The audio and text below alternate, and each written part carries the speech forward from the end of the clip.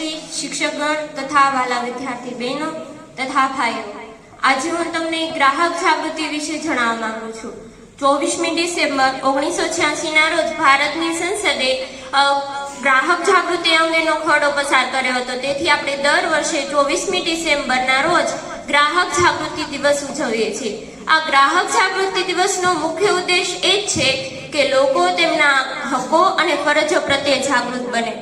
એક વ્યક્તિ એ પોલીસ સ્ટેશને જાય છે ને ફરિયાદ કરે છે કે સર હું જ્યારે રસ્તામાં જતો હતો ને ત્યારે બે ચોરોએ આવીને મને લૂંટી લીધો, કે જે મારી પાસે તો પર્સ, ઘરેણા અને પૈસા જે પણ હતું એ બધું લઈ ગયા। તો પોલીસ કે એ એક અધિકારી હતો એ કે તમારી પાસે રિવોલ્વર તો હતી, રિવોલ્વર યાની કે બંદૂક તો હતી, તો પછી કેમ ચોર તમને ચોરીને વહી ગયો? તે એ કે સાહેબ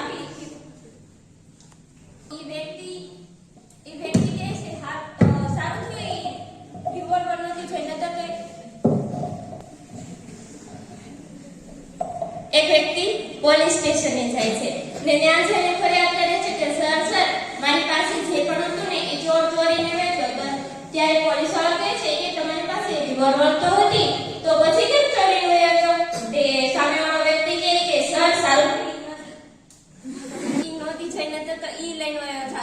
જે વ્યક્તિ જેની પાસે રિવોલ્વર હોય ઈ એમ કહેતો હોય કે સારું થયું ઈ નોતી જોઈ, તો એવી રિવોલ્વર રાખવાનો ફાયદો ખરો કઈ?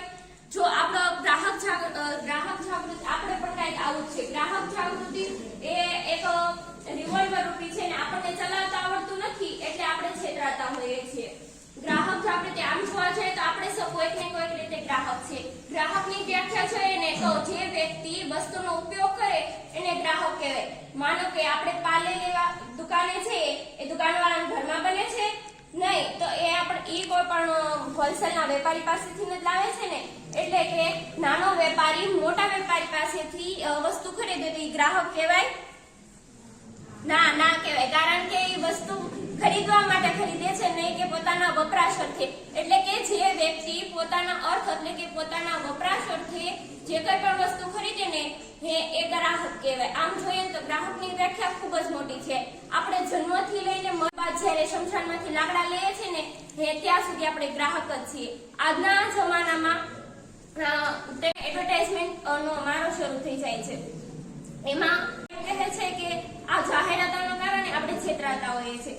MS ધોની એમ કહે છે કે બૂસ્ટ પીવો સ્ટ્રોંગ બનો, પરંતુ એમણે તો કોઈ દિવસ એ વાપર્યું જ ન હતું, તો આપણે કેમ એના ઉપર વિશ્વાસ કરી લે?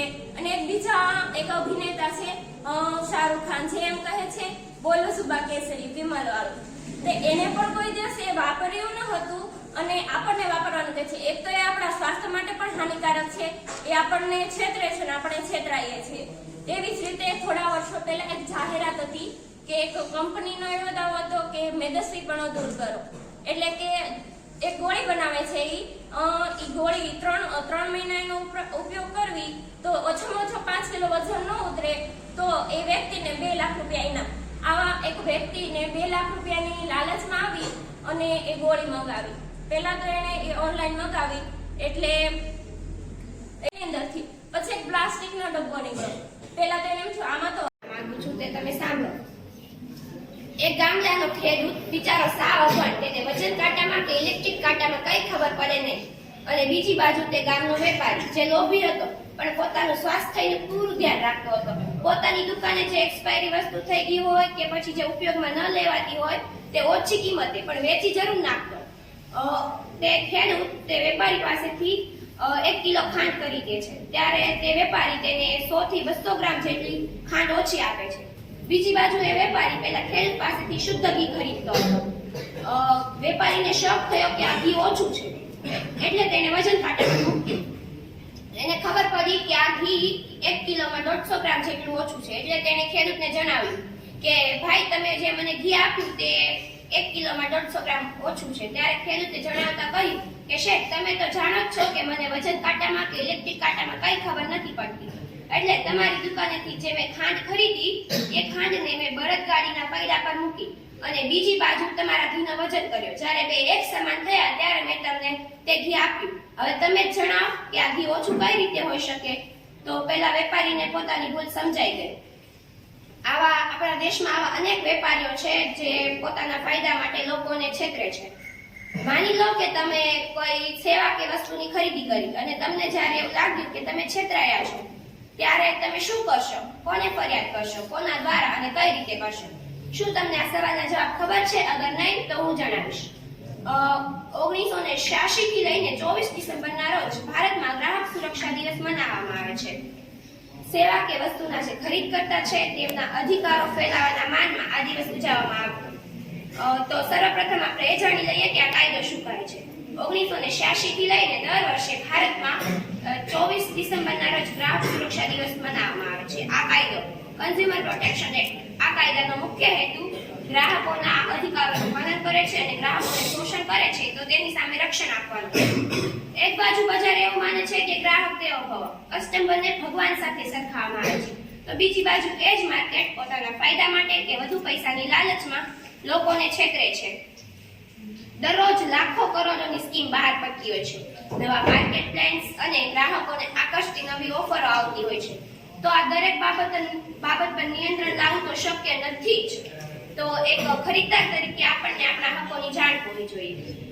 એક વેબસાઇટ છે customerhelpline.gov.in. આ વેબસાઇટ પર તમે જશો ત્યાં કસ્ટમર હેલ્પલાઇન નંબર 1800 નંબર દેખાશે. આ નંબર પર કોલ કરીને તમે જે તે કંપની સુધી પહોંચી શકો છો. એ સિવાય એક એપ છે કસ્ટમર એપ્લિકેશન. આ એપ પર બહુ જ સહેલાઈથી વેચાણકર્તા પર પગલાં લઈ શકાય છે. એટલે વસ્તુ એટલી અઘરી નથી. જો આપણે ફરિયાદ કરવાનું નક્કી કરી જ લઈએ તો આપણા મહેનતના પૈસા ખર્ચીને જે સેવા કે વસ્તુની ખરીદી કરી છે તેનાથી આપણે મતલબ તો પૂરો થવો જ જોઈએ. કોઈ આપણને છેતરીને જઈ જ કઈ રીતે શકે.